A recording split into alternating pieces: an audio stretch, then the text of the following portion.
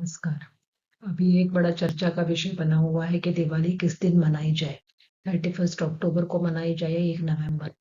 वैसे तो कई विद्वान लोगों ने इसके ऊपर अपनी राय दे चुके हैं और उनकी राय शास्त्र सम्मत भी है और उसे हमें उसका पालन करना भी चाहिए। लेकिन हम ज्योतिष शास्त्र सीख रहे हैं तो हमें भी यह पता होना ज़रूरी है कि ऐसे क्या कारण है जिस वजह से दिवाली के जो ये 2 दिन के बीच में कन्फ्यूज़न क्यों आ रहा है। क्योंकि जैसा कि हम बचपन से पढ़ते आ रहे हैं कि दिवाली जो है वो कार्तिक महीने की अमावस्या को मनाई जाती है। इस दिन महालक्ष्मी का आगमन होता है और हम एक पारंपरिक तरीके से पूजा करते हैं सूर्यास्त के बाद ही। तो देखिए इस बार ये कन्फ्यूज़न होने का कारण ये हो रहा है कि जो अमावस्या की तिथि आ रही है वो 2 दिन आ रही है। एक तो 31 अक्टूबर को 3:52 पर अमावस्या लग रही है और यह अमावस्या जो है अगले दिन शाम को 6:15 तक है। ठीक है। तो अब एक चीज तो ये हो गई। अब बात ये हो जाएगी कि दोनों दिन अमावस्या है तो हम क्या दोनों दिन पूजा करें या दोनों में से कौन से दिन पूजा करना उचित रहेगा। तो धर्म सिंधु के अनुसार यह बताया गया है कि जो प्रदोष व्यापिनी अमावस्या होती है उसमें ही लक्ष्मी पूजन का विधान माना गया है। प्रदोष क्या होता है, ये प्रदोष का काल किसे कहते हैं, तो सूर्यास्त के बाद का जो समय होता है वह जो होता है वह कहलाता है प्रदोष का समय।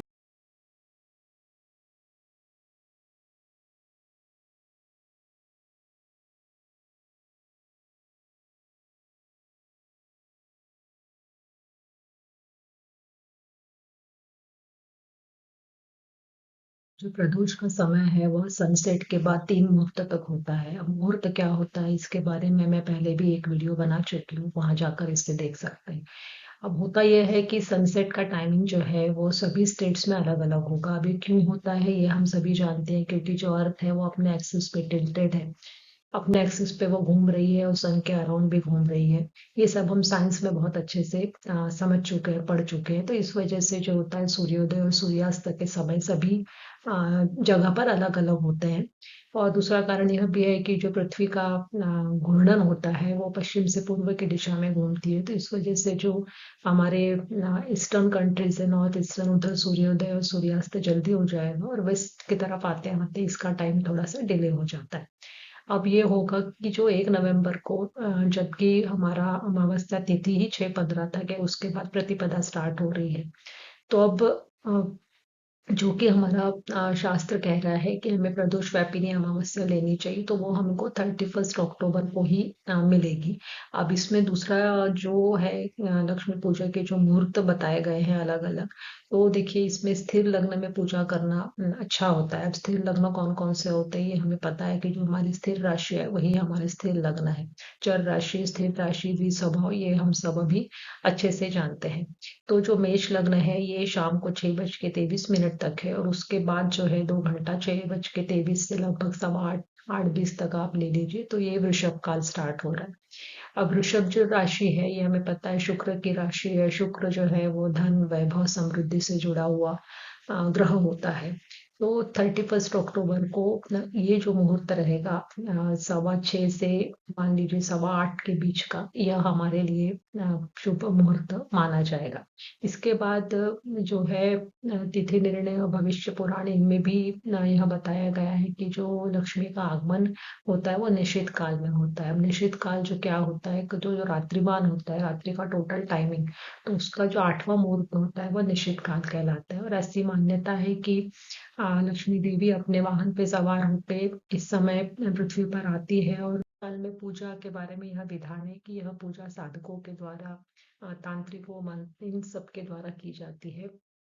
गृहस्थ आश्रम में रहते हुए, गृहस्थ जीवन में रहते हुए, स्थिर लग्न में, प्रदोष काल में, प्रदोष कालिनी व्यापित अमावस्या में पूजा करना ही सर्वश्रेष्ठ माना जाता है। ये जो समझने वाली बात हमारे लिए वो यह है कि जो तिथि होती है वो सूर्योदय से गिनी जाती है। सूर्योदय से सूर्यास्त तक जो भी रहेगा वो उसकी तिथि कहलाती है, ऐसा हमारे शास्त्र कहते हैं। तो इस वजह से हो रहा है कि जो 1 नवंबर है 2024, इसमें सूर्योदय को भी अमावस्या है और सूर्यास्त तक अमावस्या है। जैसा कि मैंने आपको अभी बताया कि सूर्यास्त के समय सबके अलग अलग रहेंगे, तो उस हिसाब से जो रहेगा प्रदोष काल जो होगा वो वेरी कर सकता है। पूजा का जो मुहूर्त है उसमें चेंजेस हो सकते हैं, लेकिन तिथि वही रहेगी। इसके बाद क्या हो रहा है कि जो अमावस्या 6:15 पे समाप्त हो जाएगी। अब जो हमको पूजा करनी है वो करनी है स्थिर लग्न में। तो स्थिर लग्न हमको मिल रहा है वृश्चिक, सिंह, वृषभ और कुंभ। तो वृश्चिक लग्न जो है वो हमको सुबह मिल रहा है। सिंह लग्न जो है वो मिडनाइट पे मिल रहा है। वृषभ लग्न जो मिल रहा है वो 6:20 to 8:15 PM मिल रहा है।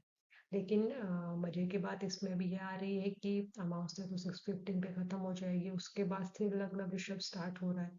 तो अब यह प्रश्न उठता है कि यदि हम 1 नवंबर को पूजा करते हैं प्रदोष व्यापिनी, तो हमको उसमें जो समय है पूजा का वो काफी थोड़ा समय मिलेगा, मतलब बहुत कम जो मुहूर्त रहेगा उसका टाइम बहुत ही कम रहेगा। तो उसमें हमें या तो पूजा करनी है या फिर दूसरा तरीका ये है कि विदाउट स्थिर लग्न आप इसमें 1 नवंबर को पूजा कर सकते हैं। कुंभ लग्न हमको मिल रहा है, कुंभ लग्न दोपहर को आ रहा है 1:52 to 3:39 PM, तो इसमें भी आपको प्रदोष नहीं मिलेगा।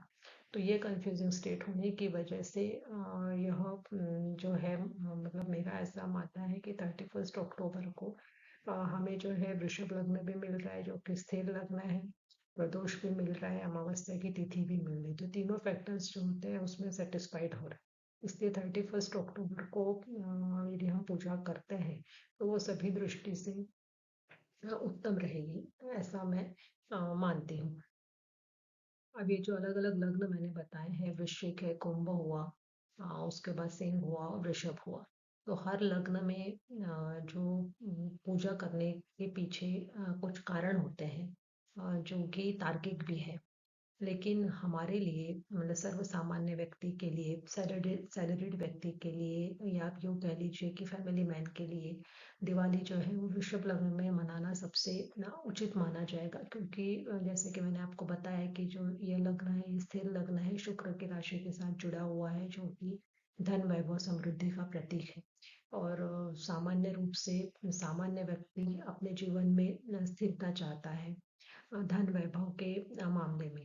तो इस वजह से भी वृषभ लग्न में मनाना उचित रहेगा।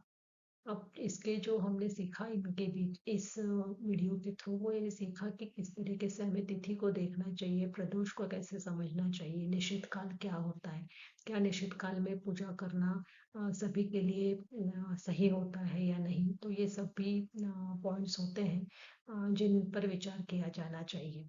तो कुल मिला के मैंने इस वीडियो के थ्रू आपको विदाउट एनी एग्जाम्पल चार्ट, जैसे कि अभी तक हम डिस्कस करते आ रहे हैं, उससे हटकर थोड़ा शास्त्र से जुड़ा हुआ या आप यूँ कह लीजिए कि पंचांग के बारे में थोड़ी सी जानकारी देने की कोशिश की है।